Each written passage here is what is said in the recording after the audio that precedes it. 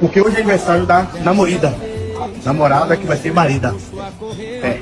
E eu acabei de comprar um carro para dar ela de presente. Nós vamos agora levar ela na concessionária para ela receber o carro. Só que ela não sabe para receber o carro. Seu presente de aniversário. Sério? É isso. Meu presente de aniversário. Hoje, 29. Vamos lá, abre o carro, olha o carro. Ai, que lindo, não acredito. Mas esse tempo afasta você de mim. Para de gritar que eu não vou mais te escutar. Agora sou eu quem peço tempo pra falar.